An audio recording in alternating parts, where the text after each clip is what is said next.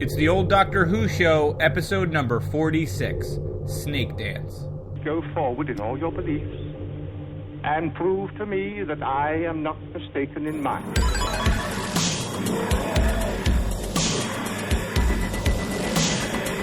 You couldn't control my mind before, and you certainly can't control it now. Would you like a jelly, dear? The TARDIS, when working properly, is capable of many amazing things. Reverse the polarity of the neutron flows, and the TARDIS will be free of the force field. Well, the TARDIS is more than a machine. It's it's like a person, you see. The resulting reaction is Friday. Are you ready? Welcome back to the old Doctor Who show, your Jurassic. You're Jurassic.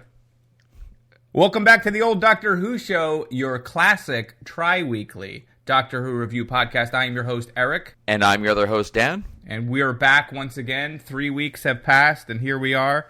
Back in the saddle, riding that snake. Contractually obligated to review classic Doctor Who review podcasts. We actually review classic Doctor Who review podcasts. So who's Meta up? review. Which podcast are we looking at today, Dan? This time we're looking at that one that's always ahead of us in the store. How awful would that be as that podcast? We're reaching peak Doctor Who podcast, so we might need to start doing meta shows. Oh God. So we have a lot to discuss, right? I mean, we had 3 weeks ago, for those following along at home that are subscribing to our podcast, we had recorded on the morning of the announcement of the new Doctor. We didn't know at that time. I believe you and I talked about it very briefly, but we didn't really know who it was going to be, and it ended up being... Her name is Jodie Whittaker. I guess she's more well known in Britain than she is here. I kind of know her from Broadchurch, but I didn't really watch that much of it. So, but you've at least seen some of it. I had, yeah. Right? And she was in Attack the Block, which I haven't. Which seen, I did see. I don't actually. I like that movie movie a lot, but I don't really remember her in that so much. But anyway, yeah. So that was pretty cool. We found that out. And then what happened, Eric? What happened? Well, I got to tell you, there was lots of talk of backlash, and I'm using some quotes. But for the most part, maybe I'm just following. I'm in an echo chamber, I guess. But the only negative things that I saw were people complaining about people making negative comments about this woman playing the Doctor. Right? And I understand that it does exist. There's certainly, Sure. You search on that, you see an announcement, you just see the garbage coming up and just awful Vile people everywhere. saying horrible things. I have to say, though, I commented on this on our Doctor Who show Twitter feed that everyone that we follow, everyone that was on our timeline was super amped about it, really excited, and loved the fact that they had finally cast a woman. So our feed of the people that we, our show followers that we follow, were pretty excited about that, with a notable exception. Yeah, I think you're probably referring to Peter Davison came out and said something stupid. Obviously, and then his whole statement basically was, we should be open-minded. It's, in the full context of what he said, he's like, it could be great and give it a chance and blah, blah, blah. But then in the middle of that, he slipped in that he was lamenting for the fact that young boys won't have role models now because apparently boys aren't allowed to have female role models, which doesn't make any sense. None. And this isn't the first time Peter Davison has said something stupid. Like, if you look back, like even as far back as like 2012 or 13, it came up in an interview and he was like, the Doctor could never be a woman because it'd be like changing James Bond, and which would also be awesome. It's like, you've got two hearts. None of this stuff makes sense. The problem that he has is it would be weird if the Doctor became a woman, and there's no issue with putting a piece of celery on your lapel out of nowhere for no reason. That's not weird. Never make reference to it. Just have it there. Yeah, well, whatever. He seems like he's kind of a pain in the ass. I would have. I understand it's Twitter. It's 140 characters. You kind of just. It's almost like people's id just gets released. And I would have maybe been like, okay, it was out of context. It wasn't his full statement. That's fine. But you're right. When you go back and see other things that he's said in previous interviews, it's like, oh man, no, wait, that's a pattern. That's not cool. So yeah, it's just incredibly, it's just ridiculous to say, like, because there are so many, obviously so many female fans, so many people of whatever genders that enjoy Doctor Who and can get a lot out of it and can have role models of different sexes and genders, and it's fine. So just completely ridiculous thing. So you had mentioned to me that when you were watching Snakedance, the episode story that we're going to review today, you were having a little bit of a trouble getting into it watching Davison? I actually made that comment to you before I started watching Snakedance. Oh, okay. But yes, anytime, sometimes, I try not to let the biography of the human portraying something or creating the work influence the actual work. And there's lots of good examples of this. There are. And sometimes the creator or the actor or the director or the writer does something so awful or it just poisons sours you to it. The thing. Yeah. Case in point, Bananas is like one of my favorite movies, or was one of my favorite movies. I could watch it 1,000 times. It's a Woody Allen movie. Mm-hmm. And then the more stuff that was coming out about Woody Allen and some of these molestation charges, and not just his wife now, but there's other things that were coming out. I feel it's hard for me to watch Bananas. Now, I felt that way about Roman Annie Hall. Polanski's Annie Hall's another I mean, it's like Annie Hall's especially rough because of the whole. He basically is dating what's her name? Mariel Hemingway, and she's like 17 or 18 in that. Like it was weird at the time. That's like, a familiar pattern for Woody Allen. Like when you start looking through all the things, it's like it just keeps happening. Right. And at some point, because I came to Woody Allen kind of later, and I was watching his movies, and it's like, okay, he's in his, when I started watching, like he's in his 50s and 60s, and he's still dating like 20, 30-year-old women. It's like, that's weird. But then you go back and watch older ones, like, oh, okay, this is his thing. And it's like Roman Polanski too. I don't want a world where there's like a creepy dude giving champagne and Quaaludes and stuff to like a 14-year-old girl and then having sex with her and everything's cool because he's saying she's into it. I don't want that world, but I also don't want a world where there's no Chinatown because it's a near perfect movie. And obviously, when you look at the two, you're like, this is a kid's life that's getting ruined. So, I don't know. Right. It's not something it's like, how do you separate the art from the artist? So basically what you're saying is Davison is Roman Polanski. No. I'm not saying that. And no, but I take your point. He's entitled to his opinion. Obviously, I think it's ridiculous to think that boy can't have a role model that is of a different gender. Obviously. Any more than I think it's ridiculous for a girl not to look up to the doctor. Like, who can't, like, it doesn't make any sense to me. Yeah. Whatever. It is a stupid thing to say. Did it actually end up affecting you when you were watching the story, though? No, not really. I mean, no, because we'll get into Snakedance, but I have very strong feelings about Snakedance, so we'll get there. Now my curiosity has peaked. Before I wasn't interested at all. Yeah, to drive it back to the doctor, the new doctor. I'm interested to see what Jodie Whittaker is like. I mean, the fact that she's a woman or not a woman, I don't care. I'm happy to move beyond where we are now and just get a new showrunner and new doctor and just see where it goes. I'm sort of into it. I'm very much ready for a change in tone and pace. I think that Moffat did a great job steering the ship, but let's see where else it can go. Something new to happen. Yeah. Also, before we dive into Dancing with Snakes, one of our listeners, Christops, had sent had asked what we thought about Twin Peaks. This is where we're going to slip in our mini Twin Peaks to Return. I can go on for this forever. And this is our mini review, our backdoor pilot podcast of Twin Peaks to Return. By the way, so I've been watching all of the Return, went back and rewatched Fire Walk with Me, the movie, and it's better than I remember it being. It's so effing good. Went and read all of the Twin Peaks Secret History novel book, which was incredible. Makes me love the character of Tammy Preston, FBI agent, so much in that book. And then I see the actress, and it makes me want to gouge my... You read that book after the show started. Yes. Whereas I read the book immediately. Yes, because you're a real fan. Because I'm a super fan, and you're obviously a fake fan. But going into it, I was more disappointed in Tammy probably than you were, because I thought, oh, she's such a big part of the book that there's going to be more to the character. And we've talked about this off air. Yeah. she's an amazing singer. Like, her music is awesome, but I can't get into her acting style. Or whatever. They just seem like they've given her some scene. We can't talk about this too much. I know we can't. We're Anyway, going off the rails. But the whole point is the tweet.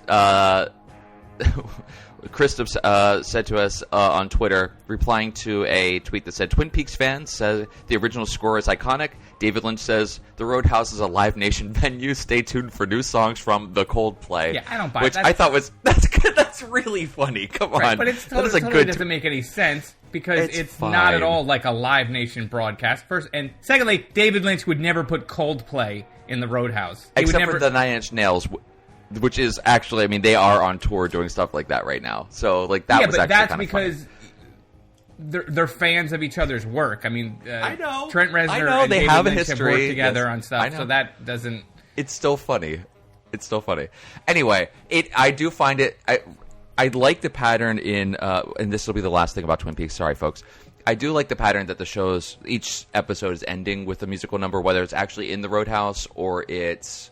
it was the man playing piano in Las Vegas in the one episode. It's just like it's a nice kind of sends you out on a really cool mood for that individual episode. Yeah, and Angelo's music is also there are new pieces in the Return. It's not like they pulled that stuff out, but it's great.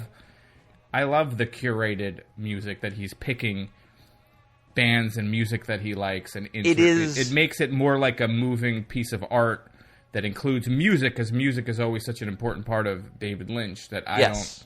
His creative process is very much driven by music. I didn't like that tweet just because it feels like it's some kind of corporate...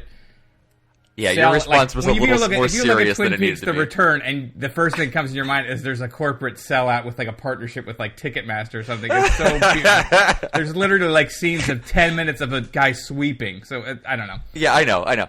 What I have the thing that I have the supernatural stuff. I can buy everything that happens in this story, but I can't buy that the Roadhouse's booking agent is that good. That's the only thing I have a problem with.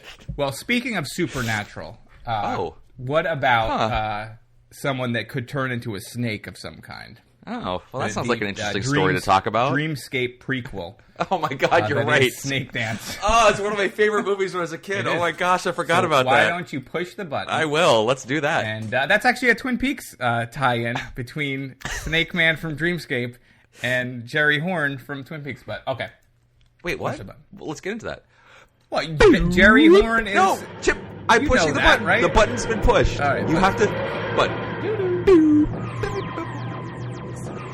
I see into the future. I expect it was all the people.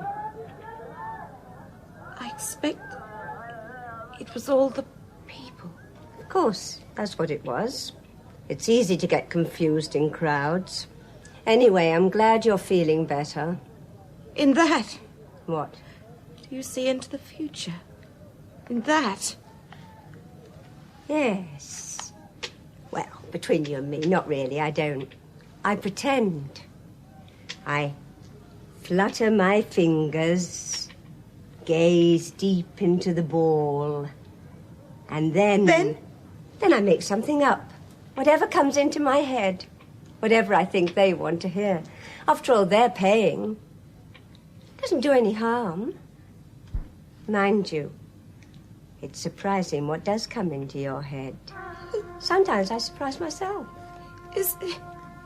Surprise? What's the matter? What? What's wrong?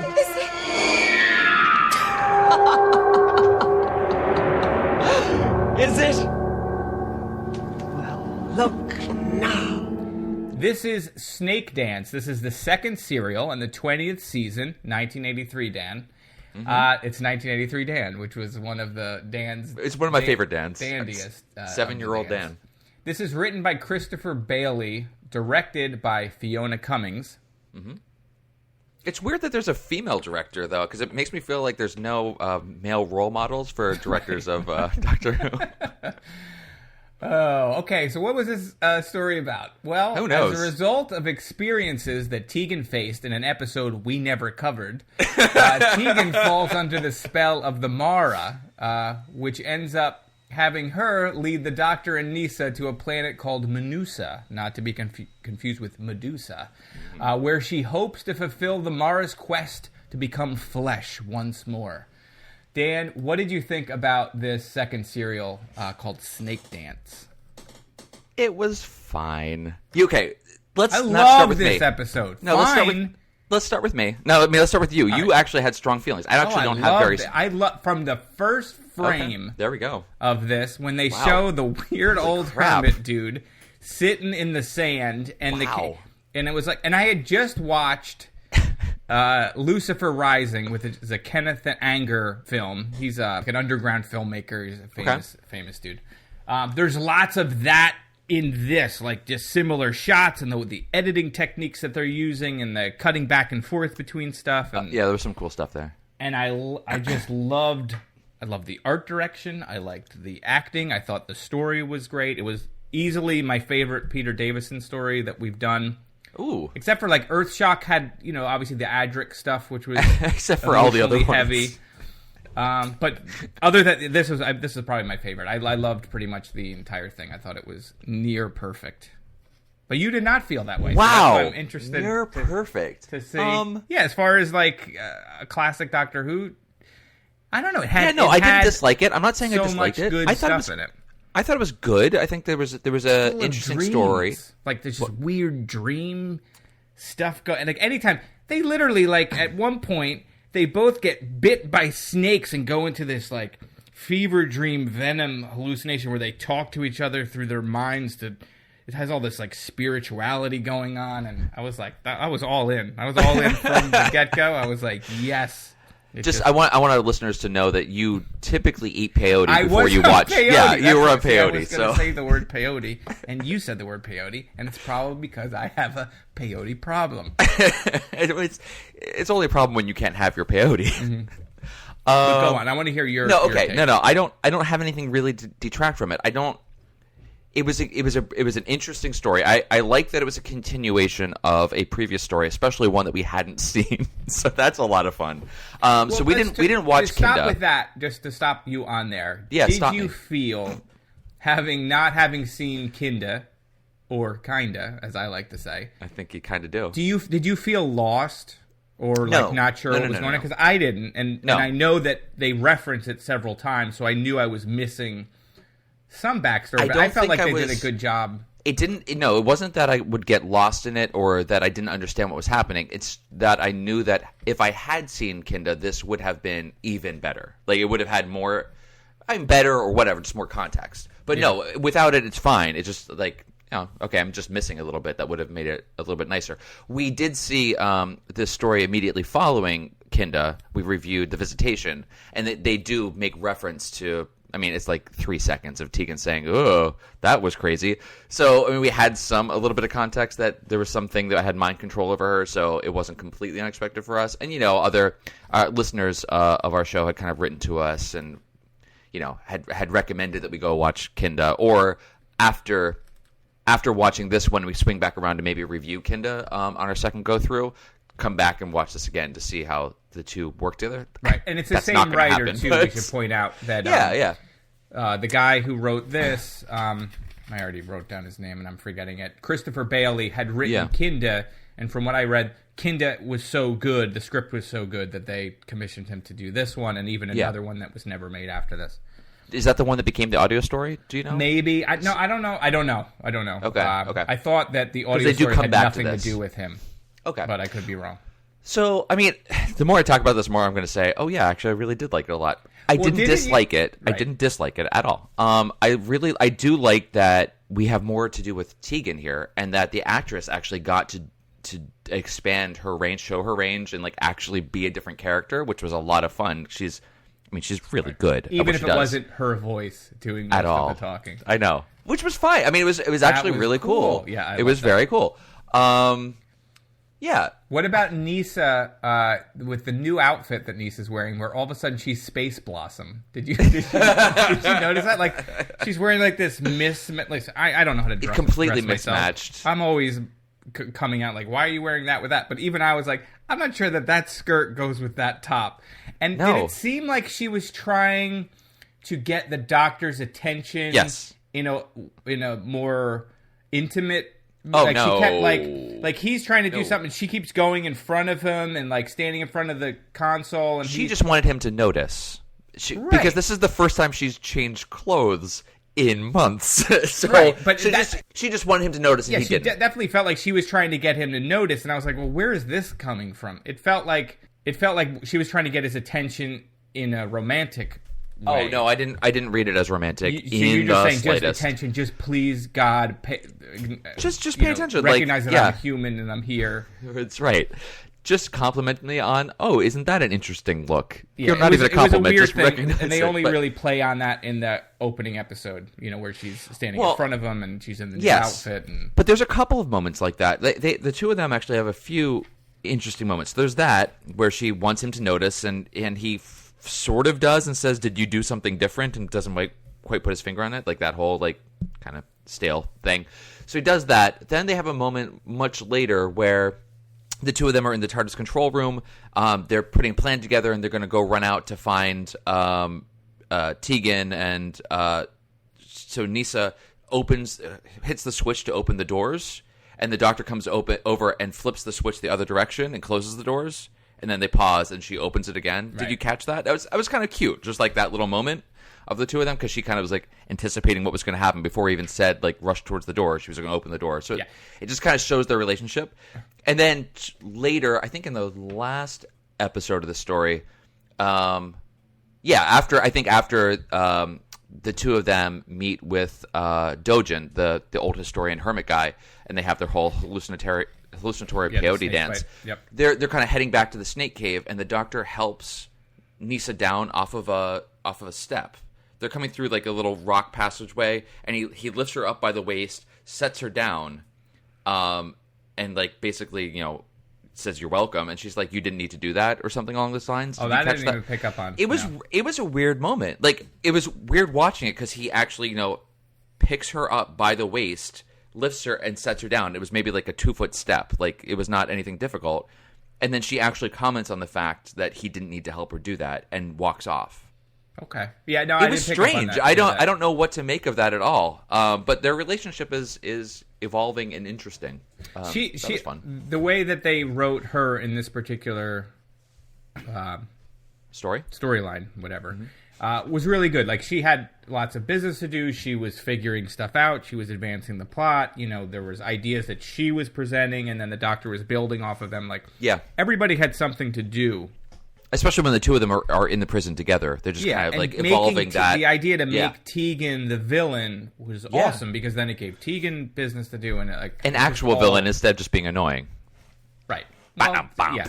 You're a little harder on Tegan. I am a little harder on Tegan because I want them to do more with her. And so to talk a little bit about the plot. So Tegan is haunted by these dreams that she's having in the TARDIS, and they're visions of the future, or where she's going to be, or where it's a recurring dream that she can't quite remember, but she knows it's the same dream every night. Right. Yeah. And at some point, and maybe this happened.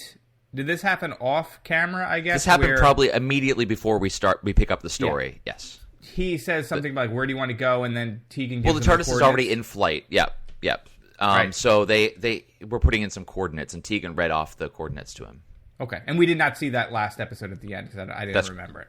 Yeah, that didn't Anyway, happen. This takes it to this planet, which I said was not Medusa, it's Manusa, I think, where the Mara had sort of enslaved the people, or the people worship the Mara as sort of a religion, but they were sort of around, and the Federation arrives. Yeah. From outside of the planet, or am I getting that wrong, or was it arising? It was kind of. It actually wasn't super clear, and probably people who have seen this more than us would kind of follow it. But that whole backstory was just a little rushed and convoluted to me. But yes, there were a Federation of 3 planets. Right. So the Mara had taken over one planet. The Federation comes in and overthrows the Mara, freeing the people centuries previously. Yes. And so this is about 500 years. 500 years later. Yeah. So they have the Federation is there's a Federation leader, and then his son is this sort of weird looking, a weirder version of Macaulay Culkin. Oh, like yeah. He had, like, and he also looked like, if you're a fan of the movie Excalibur, like he looked like the gold armor-wearing dude that was the product of Secret Arthur's son or whatever from... But in any case... In one of the DVD specials, the director says that she wanted to cast a younger actor for this role because the character was written to be such a snot, like just such a horrible, which is perfect. So when she brought him in, she saw him and she described him as having looking like a young Mick Jagger.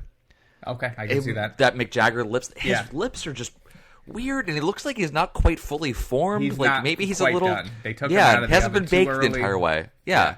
He was awesome for that role because he's perfect for the role. Just a dick, and like So even much. to his mom, and he's bored, and he's rich, and he just messes with people that are lower class than him. And the Federator's son is bored. Yeah, he's so he would great. be shooting crossbows into people, off panel. He's very Joffrey.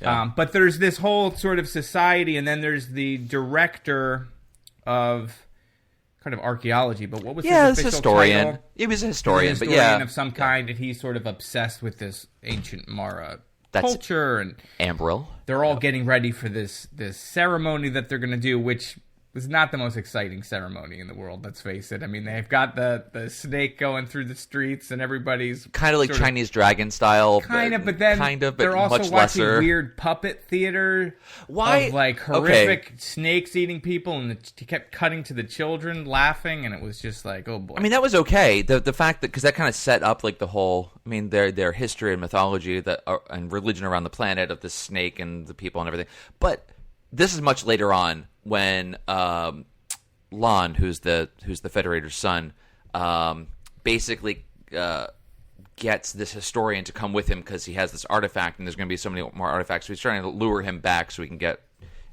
him with Tegan, etc. But they're in a rush to get back to the snake cave, and they stop and watch this Punch and Judy show. Yeah, and they watch it for a solid several minutes. You watch a good portion of that puppet thing, and then that was my one complaint. Okay, then let's go on. It's a lot more puppet than you expect. Yeah, like you sort of hit this point, and you're like, "Oh, that's about enough puppet." Nope, still going, and it ends in murder with just the snake eating the.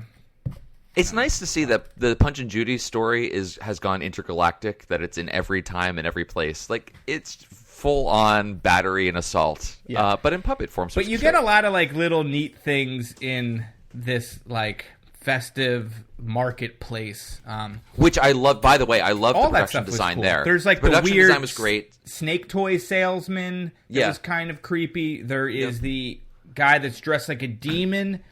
What is he? He does something. You got to give him a quarter, or he's going to dump a bucket of water on your head somehow. It was like a weird. You can't do that on television. It's like very early version of you can't do that on television. Yeah, you're going to get slimed if you don't. But there's that thing, and then there's the mirror guy who has a hall of mirrors. Who, as it turns out, that actor is Sarah Jane's husband. Yeah, Elizabeth Sladen's husband, not the character's husband. That would be even weirder. Yeah, that would be make amazing. That work out. But all of that, like the culture feels very real. Like it feels very alive. Like everybody was sort of really into it. It felt like sometimes we comment. Sometimes people look bored.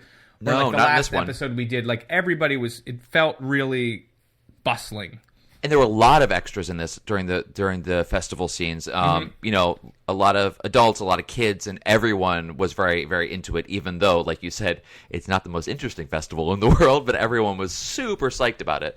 So yeah, no, it did. It did feel lively and alive, and that set of the bazaar was, I think, very well done. Especially, Doctor Who terms adjusted. It was elaborate. It was several stories tall. It was, whether it was painted sets or not, it looked rather large. So that was actually pretty cool.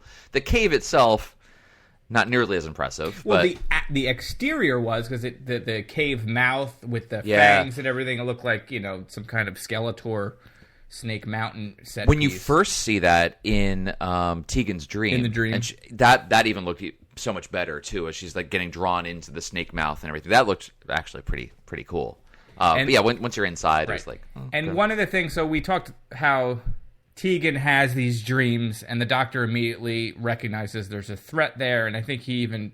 Does he immediately tie it to the planet name? But he knew the planet name and was like, oh, okay, so this is what's going on. He knew from the start, like, and he knows enough to take a Walkman and turn it into like an anti-dreaming device. It's almost like that, or like a sleep monitor. She's got some kind of medical device. She's got apnea, so it just it shocks her every time she stops breathing. That she's got to put over her face because she snores. It keeps everyone awake on the TARDIS. Okay, so that was an anti-dreaming, but at the same time, she was dreaming because he says our dreams are happening all the time, even when we're not asleep.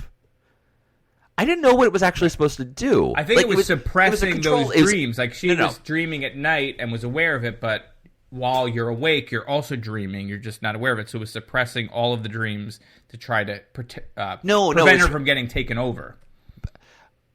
I understand the purpose was to keep the Mara at bay, basically, but it was actually to block the outside sensation so that her waking dream, she could focus on her waking dream instead. That's why she couldn't hear anyone. And when she was seeing everything, it was through that weird special effect or whatever, the little tunnel vision thing that she had. So yeah, see, it now, was supposed I thought to that tunnel suppress vision the outside. Okay, so I had a different. That's why I'm confused by it, because it seemed like it was both things. Well, I had a different take on that. That tunnel thing I thought was the Mara looking through her. Oh, maybe it was. Maybe. Not her. I thought it was suppressing dreams happening all the time and preventing her from being taken over, but the Mara was overpowering even the device. Oh, I didn't read that at all. So she can't hear, but that's why I just read that special effect of the vision of like that's just her in her dream state. I didn't actually think that was the Mara. That? I thought no. I mean, I read it as that was what was happening on the screen.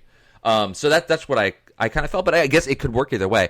I loved when she so she faints. They're in the bazaar, and she faints and gets put into a tent with this fortune teller. Yeah. That whole sequence I thought was really great, and it was scary. Like yeah, when she talks through that voice, it just any kind of possession thing is always kind of cool. Always calls to mind The Exorcist, which is going to always freak me out no matter what. Yeah, absolutely. And that scene was great. That the fortune teller woman was straight up just like, yeah, I just make up whatever comes to mind. Like, this is not real. I just tell them what they want to hear. And we get that a couple of times. Like, we get that when we first meet the mirror guy. He's like, hey, come on in. And then the Macaulay Culkin dude comes up, and he's like, I'm famous, or he realizes who it is, and he's like, oh, we're just this is all make believe, and they go in there, and I say a bunch of funny stuff, right? So you're constantly seeing these people that make a living on magic in quotes, and then they explain that it's not real, and then they're presented with real magic later. Yeah. I mean, because that moment with the fortune teller, just like the movie Ghost, Dan. Because Whoopi Goldberg was a fake psychic. I never saw the movie Ghost, so I'm basing this on what I think. Are you seriously? You've never actually seen Ghost? I've never seen Ghost. Guys, everyone hit pause. Eric and I are going to go watch Ghost, and we'll be right back. Oh, God. It's actually, I just saw it again recently. It holds up. Okay.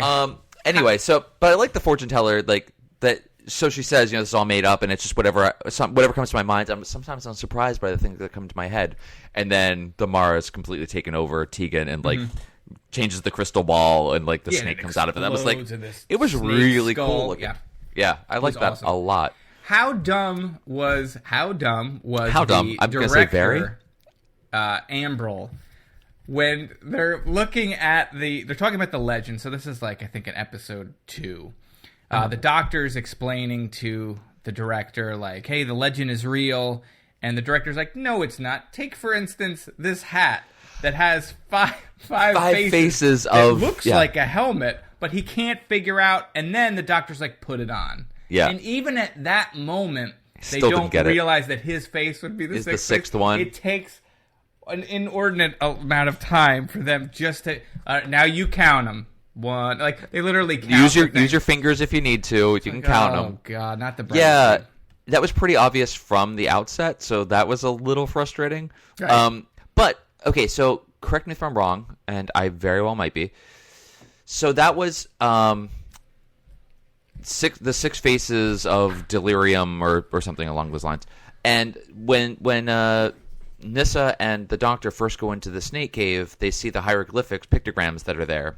I guess not hieroglyphs, the pictograms that are there, and they're like working out what's happening there, and they see like this one external ones just before the main chamber. Yeah, the driven. No, but I'm saying on the pictogram, they make a point of saying there's external like faces. Yeah, the ones on the outside. The so there was that, but it had like the main crystal in the middle, and it had human figures going around it. And I think there were 5 figures there, and there was the beams coming out of their heads into the main crystal, and then that went off. So I was that's all to say. I was just expecting there to need to be like a contingent of Mara people for this all to happen, right? And I kept expecting that because Tegan takes over Lon. Yes, and I mean, I thought the same thing. Like I was expecting them to get 5 people or like whatever, right? And then the 6th one would be the Mara or something. Like, yeah. Okay, so it wasn't just me. Like I felt like I was waiting for more so. Tegan's the first one. She takes over Lon. And does she take over the mirror guy too? In a way, I mean, so they influence him because you have to stare at the thing. Like a so crazy he's person when they lure, but not in the same way that Lon is, because he and Tegan share a voice, which was really kind of fun. So they're definitely much more under the influence than that guy, but there was no more. So I was expecting like, oh, now they're going to take over Ambril the historian a little bit, but they're just blackmailing him in a way. Yeah, well, Ambril, when they lead him into that cave and it just freaks out. Who is the guy? Dogdale. Don Corleone. Don Julio. Dugdale. He starts going, step right up and welcome. And like he's all of a sudden like an animatronic lunatic. Yeah, that part? So like he is under the influence of this thing. But it's not enough. But I guess the 5 people in the pictogram could have been 10 people because that was the people at the end that were all feeding their fear into. It was just strange to have the headdress thing first, kind of set that up, and then this pictogram. Yeah. So it was a weird kind of. It would have just been interesting. Anyway, small point, but I thought that was maybe there was going to be something to that got changed and it made its way through the draft as the guy was writing it. Who knows? Because the helmet the headdress doesn't really play a role. No, it doesn't really play a role, other than just to build into the mythology. Right, to say that, hey, it's not entirely made up. And the thing that they don't tell you is when you're possessed by Mara, that you get, your face gets redder and your teeth start to look like they have lipstick on them. Yeah. And I was like, is it really hot in that cave? This is at the end. Is Tegan getting sick? But no, they do it also to the son. Yeah, Lon starts to get red. So it's like, I guess, the transformation into a snake. This is as they're doing the ceremony at the end, and Lon is wearing his really fancy costume. It's pretty. That thing that looks like a child drew it with like clouds and unicorns jumping over the thing. Like Care Bear on it. Right, and it looks like a pair of curtains. Like you cut a pair of curtains and just taped it onto him as a dress. Which is so funny because the mother remarks on like how well it fits him. It is literally just a cloth sack over top of him. Oh my goodness, it just fits him perfectly. How strange. The historian's like, yes, it's unusual that it fits so well. It's just a sack with a big bunch of clouds on it. He looks so ridiculous. It does look. It's so dumb. It's so bad. So dumb. But even it made me so happy to see him in it. It worked for me. Those are my notes, by the way, too. It was holy shit. Does that qualify now? This is an explicit podcast. We already said dick before. That outfit! Exclamation point. That's all I wrote down. Yeah. Well, you were not wrong when you said that. Snakebite Club. Another note that I have. I like that. We're going to start that up later. What did you think of? Okay, so Tegan gets taken over, and she ends up with a snake tattoo on her arm. Yes. Which I thought was kind of cool. Yeah. And then. And then the other guy gets effect, it too. But the effect, whenever it comes to life, that was a little. It just blows up. Right, it's a little inflatable. You see a little guy behind it with a little pump. It was so great with it. He had a bellows behind it. It was fun though. Like it was a cool idea. I like the idea. The snake arm tattoo thing is a thing. Then all of a sudden, for no reason, you get Lon like busting out his falconer gloves. Like all of a sudden, like halfway through in order to cover his tattoo, he's got those like big leather hawk falconer type gloves with like earrings dangling off of it and bangles from Pandora. And normally his arms had like. He had like a white shirt, but like the arms had slits in them. They had very questionable fashion sense on this. It was mostly around the arms. In the future, in a different galaxy, arms are the prize. No, but I think he was wearing the leather gloves previous to that, and then he wore them again. But then he had this gigantic red gloves as part of the ceremony. That he did, yeah, but I'm pretty sure that the Falconer gloves came after. After only, okay, I thought he had possessed. worn them previous. Because to that. before that, he was just wearing those white sleeves with big slits in them. You're really paying attention to his forearms. I was paying attention to a lot of the outfits. Mostly forearms, though. Yeah. And I was also saying, wow, those are the worst glow candlesticks. If you're going to go into a cave, are you really going to bring those glow candlesticks after they watch the Punch and Judy's show? Yeah. And he grabs Lon's those. like, I got to get prepared for this cave. And he gets like 2 like cheap glow sticks with snakes wrapped around them that provide no light at all in the cave. No. It's like, what? You might as well just leave those home. They were completely unnecessary, too, because they had been in the caves and whatever without needing any... I don't know why they needed that. It was a strange thing to happen, but that's fine. Jumping around, again, I have a question for you. Mm-hmm. The mom, whose name I should know, but I don't. Tanha, played by Colette O'Neill, who was amazing. She was awesome. Wonderful. But wonderful. Specifically about her, there's a scene between her and Chella, the assistant, the guy that becomes good.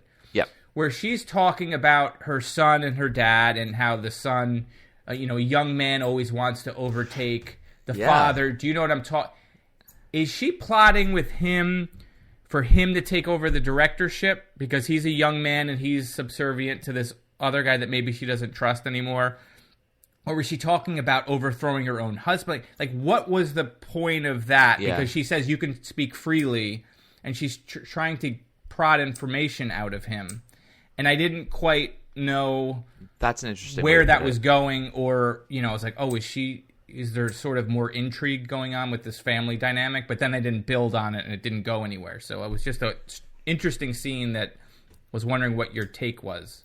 Yeah, I mean, it was remarkable that she mentions this, that she says something like her husband's lingering on longer than expected or something like that, which was like, oh, that's strange. But I didn't actually put it together that maybe she was trying to help draw the parallel to Chayla about Ambril, like, you are going to take this over at some point, just like Ambril took it over from the from Dojin, that's now living in the desert.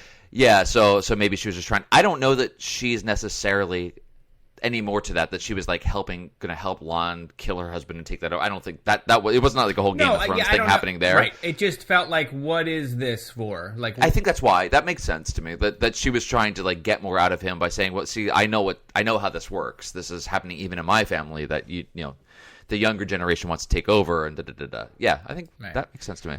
That was interesting. And I like that, jumping around again, Nisa, who I said, oh, she's super smart in this episode, also not the best, let's look for keys inside books.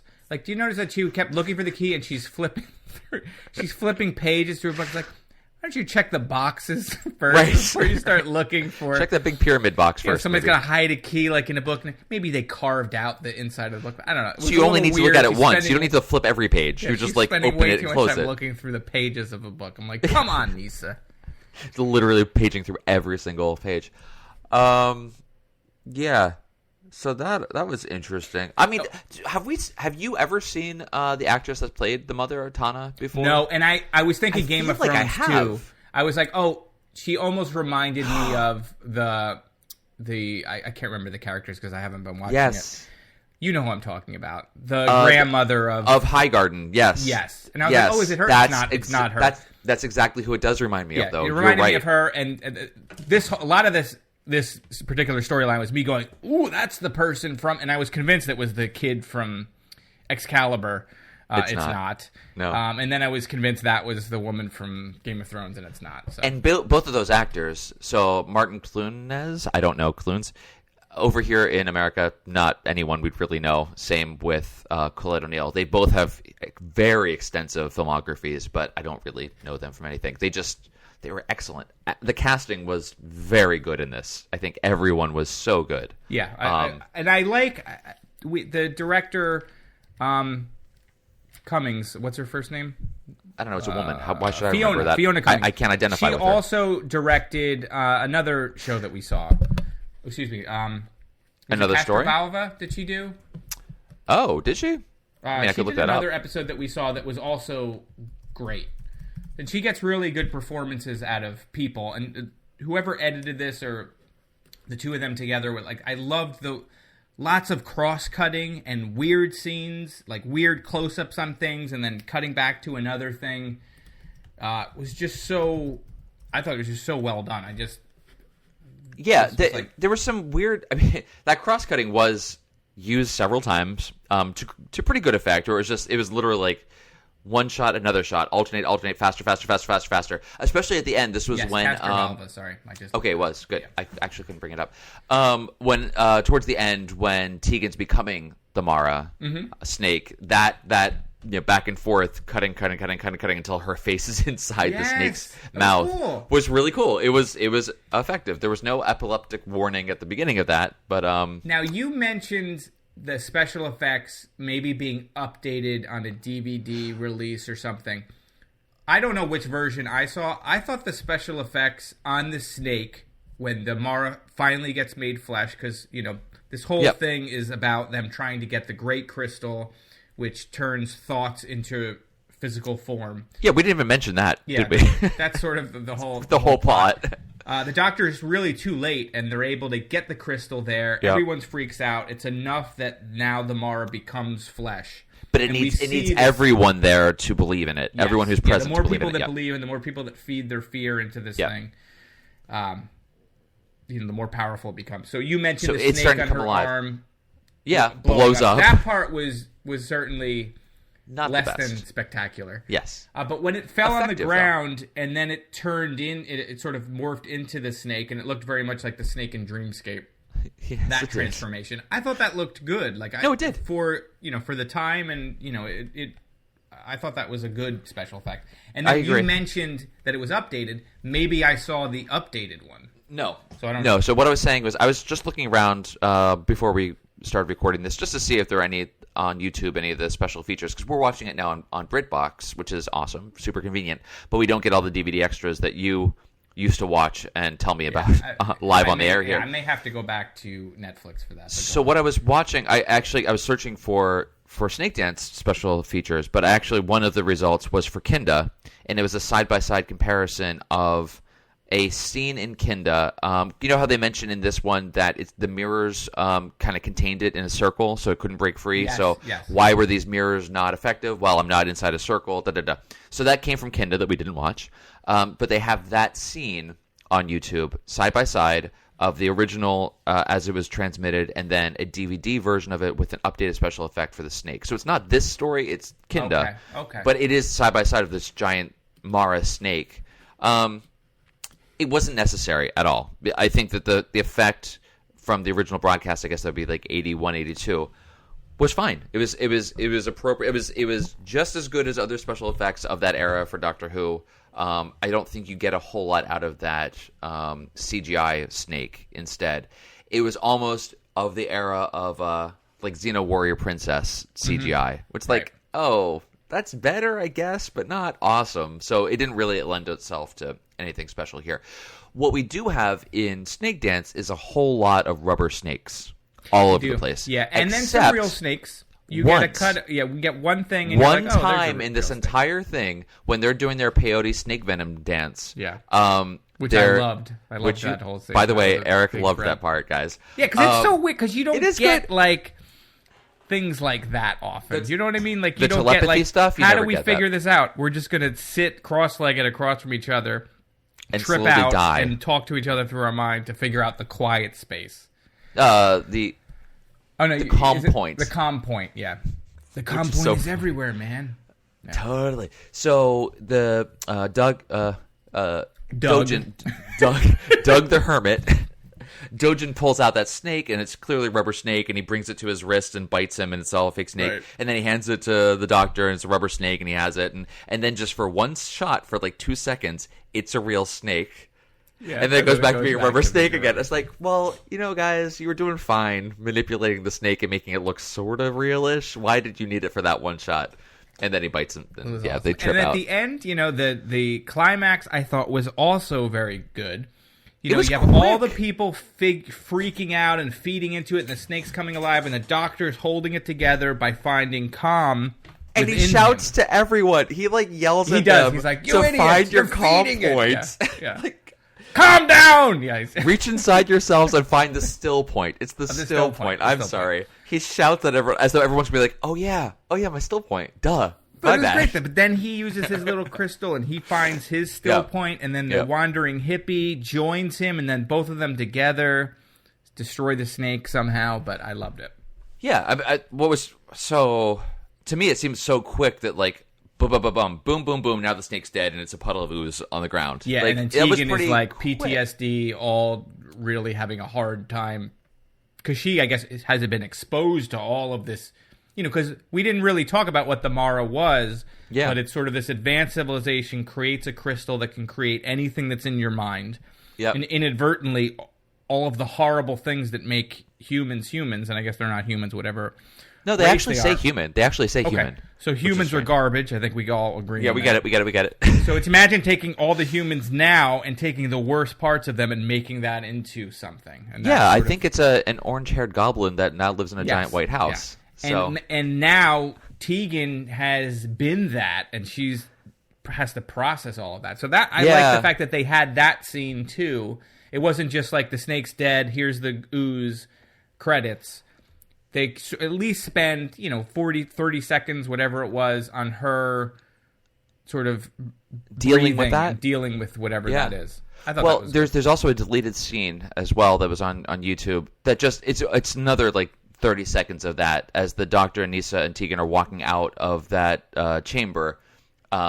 She stops them and says, well, for the two of you, you're heroes. You defeated this Mara. But for me, I mean, I'm the cause of it. I started all this, so this is very hard for me. And the Doctor says, well, think of it this way. If the Mara hadn't kind of he didn't say this, but if the Mara hadn't hitchhiked in your brain and we brought it back here, we never could have defeated it. Yeah, and they do say that. That they do say that similar sentiment earlier when they talk about why couldn't you just destroy the crystal?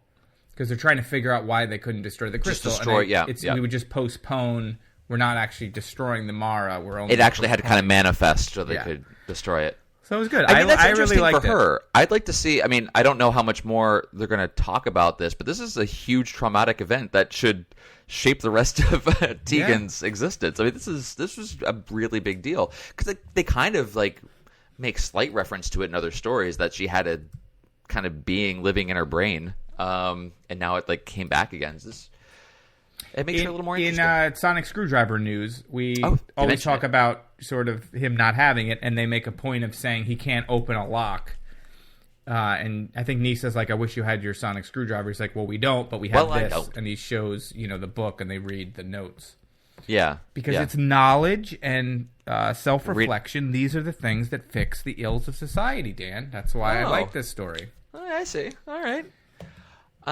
What else do we have here? Is there anything else that we need to... No, I mean, so it sounds like you like it, but you're sort of middle of the roadie with it. Maybe it wasn't the best, but it's certainly not the worst. Definitely towards the top. I don't know what about it specifically didn't make it like a wow sort of story, but I think the story overall, like I said at the beginning, the more we talk about it, the more I'm going to realize I actually liked it. I liked every plot point, every beat that happened in it. I think the performances were fantastic. The production values were great. That costume that Lon gets to wear at the end, I mean, just fantastic. That pretty much sold it for me. And that whole ceremony at the end is so... I talked about this a little bit. It's just so boring. And then he's like, all the evils of the world are in your hand. Put the dust in his hand. I put the dust in my hand. Glitter dust. Yeah, and then he's just like going through that whole thing. But then what was actually kind of interesting because he does say he keeps saying he has the dust in his hand and that's the fear, and then he releases the fear and that is enough. And he's like, all we are is dust in the wind. Right? But he does say that, but he says and that is enough. And then he breaks the stick and the stick falls to the ground and we have whatever, and that is enough. So this ceremony, they keep saying that is enough. As a Jew, this calls to mind Dayenu, which is a story, the song during Passover, like, it would suffice us. This is what God did for us is enough. So it's kind of interesting. They actually kind of brought this, there was kind of a religious feel to all this. We don't use glitter dust at Passover, but I'm going to bring it up to my grandfather and say maybe we should. Maybe we should bring glitter dust into it now. What else do we got? I think it was no. So like I said, overall, there's no individual thing that made me not like it, but for some reason it didn't quite gel entirely. Like, yeah. I don't know what I would point to say that it could make it better, but okay, it was good. It was good. I mean, for me, I really like, again, from the first frame, I was like, I kind of gravitate towards that stuff anyway. It feels like you could watch this and then watch Zardoz or something. And I like that movie, not ironically. I like that movie a lot. But that's because you're a weirdo. Yeah, I am. Of the Peter Davison show or stories that we've done, this is, for me, heads and tails pretty much above everything. Heads and tails? Heads and tails? Is that even an expression? I don't think that's it. But is it heads or tails above? Head and shoulders heads above? And shoulders, knees and toes. Yeah, that's it. Heads, shoulders, knees, and toes above the rest. So to talk, again, me speak good. Earthshock is right up there, too, but I don't know. I just really thought this was, on its own, it just felt like a complete story. It was interesting. I liked the religion. I liked the acting. I liked it all. And I like the continuation of this story from a previous one. I like the continuity. Previous one that we had not seen. That we had not seen. Just, that one.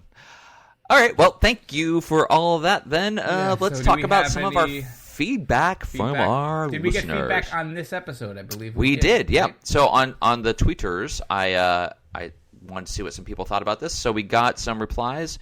Chris Stepps again said to us, Kinda was one of my favorite stories. Snakedance, kind of a crap sequel, but interested to get your take. Well, you have our take.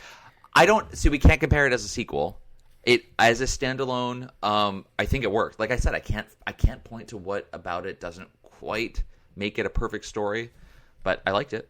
Yeah. Eric loved it. Eric thinks it's the best thing they've ever done. I've loved it. It's a favorite Peter He loved it since the day he was born. I'm even more interested now in seeing Kinda, especially hearing that I guess maybe a lot of people think that Kinda is better than Snakedance, but they were both really poorly received at the time. And like I think at the end of the season, the Doctor Who magazine did a reader poll of like rating the stories. I think Kinda was at the bottom of that list. Like it's strange, but the article I read does go on to say like it's become more appreciated as time has gone by. Interesting. But we got another tweet to this. Theta Sigma says a brilliant piece poorly realized. Sadly. Would love to see the same cast make the same story with today's budget and special effects. Now, with that comment there, do you think that their issue is based on the special effects? This is what didn't work out? Maybe. Or the actual story? Well, no, it sounds like they said same story and same cast, but the effects didn't. I don't know. They weren't so bad. The thing is, we've seen much worse. Right. These overall, except for like the blow up snake, which even then wasn't that offensive because it was a cool idea. It was that tattoo that actually became 3D and alive. How else are you going to do it? It was good. Like with the voice and the crazy eyes. And I forgot about the glowing eyes too. She did the glowing eyes that you have to stare at her like that. Okay, that was. It was awesome. And then like her and with their hands intertwined, her and Macaulay Culkin. What is the character's name? Because I got Lon. Mm-hmm. When they're talking back and forth and they both have the voice like they share the voice and they laugh at the same time. Super creepy. I love it. And then Omega says to us, Kinda and Snakedance scared the bejesus out of me as a kid. Oh, the nightmares I had. I could see that. I could totally see getting scared. Especially, you bring up the movie Dreamscape. Everyone got and watched that instead of Ghost. That scared the crap out of me too because that snake. So when I was 100%. A kid too. Do you remember The Greatest American Hero? Yes. That show. Yes. There was one with Maxwell, who's the FBI agent, who's sort of his friend, gets possessed in a house, and there's like a wheelchair or something. I can't remember any of the details of it, but it freaked me out forever. So now you can't be near wheelchairs, right? And I think that even Maxwell was talking through a voice. So like if I was a kid like the commenter here, it would have totally scared me. Yeah, same. Okay, so thank you for those tweets, guys, for getting back to us so quickly on those. So, but I think we got an email too, right? That was interesting. Yes, we got several emails.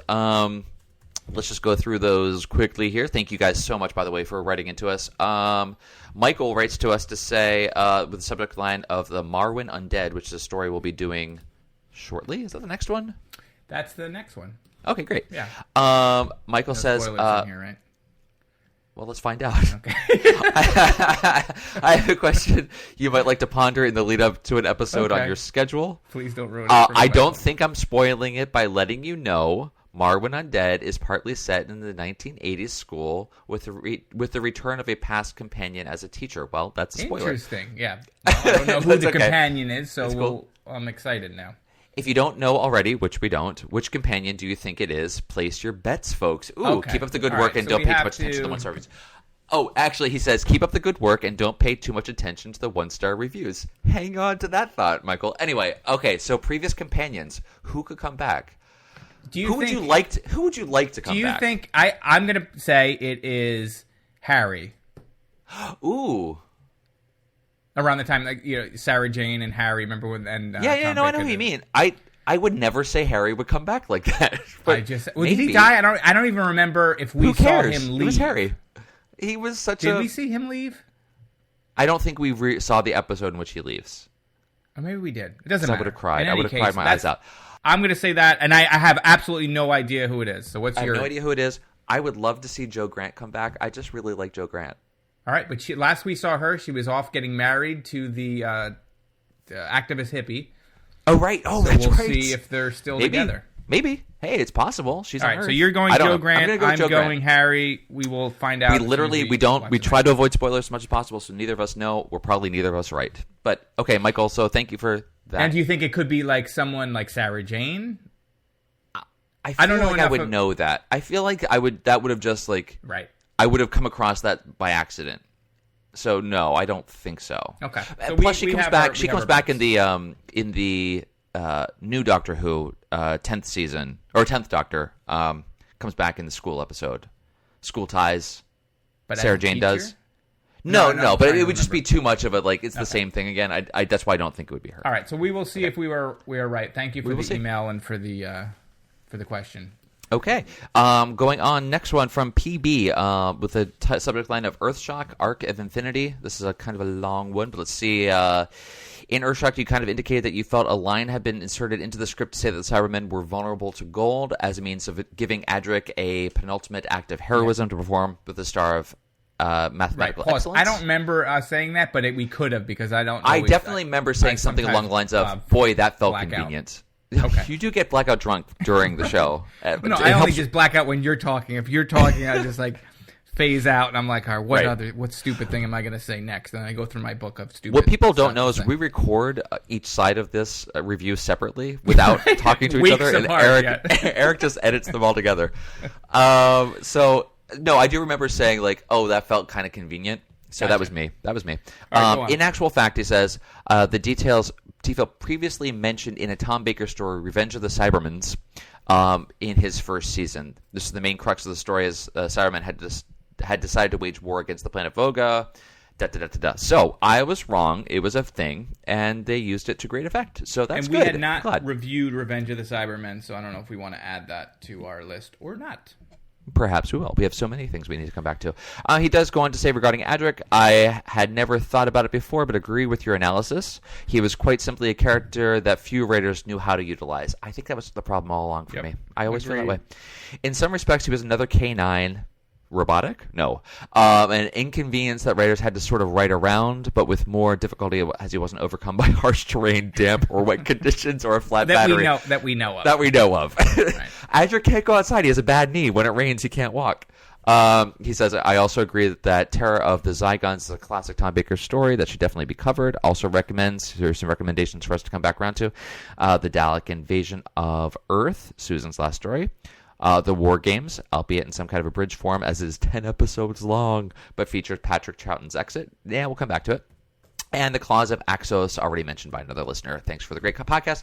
Hey, thank you, PB, for that great email. And I will say, like, we have said, hey, we're adding this one, we're adding this one, we're adding this one. I don't think we've added them.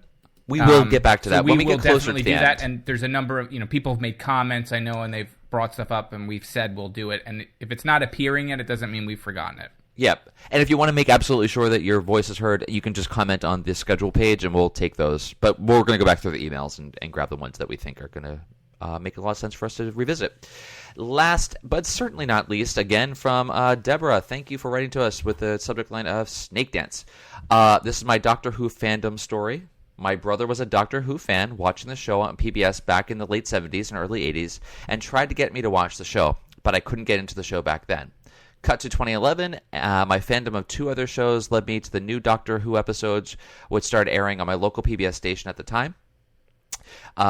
Thinking that it was time to give the show a new try, she picked up Snakedance from her local library to watch. A very good way to watch some of these stories. But now that we have streaming, thank goodness that's there. She says I didn't like it at the time, but I have rewatched the episode and find it better than I thought, which seems to be the case for a lot of people. This episode can be better understood if you go back and watch Kinda. Please add it to your list and go back and watch the 2. So yeah, I that would be interesting to see how watching Kinda changes our perception of this one, though I don't think it could do much to enhance it for Eric because he thinks it's the best story ever written. I was good. No, I wouldn't say the best classic Doctor Who, best Peter Davison story, but I would put it up there with some of my favorite classic Doctor Who stories. All right. It's interesting because I didn't realize I would be such an outlier. It seems like most people probably don't love this episode. Didn't like it at the time. Yeah. Came around to liking it more. So that's our emails. Thank you very much, guys, for tweeting and writing into the old Doctor Who Show at gmail.com. The very last thing, we don't have any new reviews, so if you want to, you can go to your iTunes podcast app and rate us there if you like the show. Give us a rating. Give us a rating. Give us a rating. Review. Write us an email, the old Doctor Who Show at gmail.com. As Dan had mentioned, we will read it on air. Just like we did. Yeah, ideally, if you can get your comments, if you've watched our next episode, which is Mawdryn Undead, get that to us, and we'll read your feedback after we do ours. Yep. Speaking of iTunes reviews, just want to let you guys know, Corey Haim's Robot amended the review, that 1-star review. So I guess complaining about our 1-star review actually turned it into a 5-star review. Now, I don't recommend that you also leave a 1-star review and then go back and change it to a 5-star review. Because Eric will murder himself. Yeah, just start with the 5-star. Or if you don't like it, you don't like it, but give us the review that you think we earn, and hopefully that is a good review. And if it's a bad review, maybe just listen to another podcast. There are 20 million Doctor Who podcasts, but none as charming as Eric and I. But we thank anyone that thank you for taking the time, though. That means a lot to us. You don't have to do that. You don't even have to listen to us, and the fact that you do makes us both very happy. So thank you, guys. Yeah. So again, you can tweet to us at TODW Show on the tweeters. You can email us at theolddoctorwhoshow@gmail.com. We're also on Facebook at /TODWS. We'll post and Instagram at TODWS Show. I forgot about that. TODW Show, same as our Twitter. That's on their Instagrams. We're going to start trying to pick that up a bit more and put some of our silly GIFs up there. Yeah, after every show gets posted, I will usually take a video photo of one of your GIFs from the episode. Yeah, and don't forget to go check out the episode page. I know you guys are probably getting this on your podcast feed, but you can always go to theolddoctorwhoshow.com, and you'll see our schedule page there. You'll also see all of our previous episodes listed. Most of the newer ones, maybe the past 10, 15 or so, I've started putting together some silly GIFs from each of these stories, and then even the newer ones, those pages will load even faster. I kind of changed the page around, so you can take those GIFs and share them to all of your friends and enjoy. So until we talk to you guys again in 3 weeks. Yeah, have a good, be kind to each other, right? Yeah, that's the thing we say now. Is it? I don't know. We can come up with new things. I like to say different things, and this time, be nice to each other. But if everybody just stopped being a dick, everything would be better.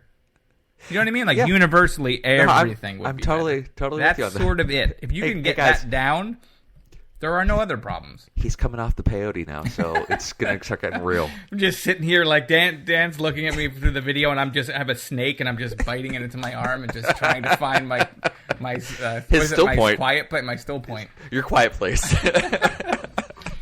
All right. Thank you, everybody. Thanks, folks. Again. Bye.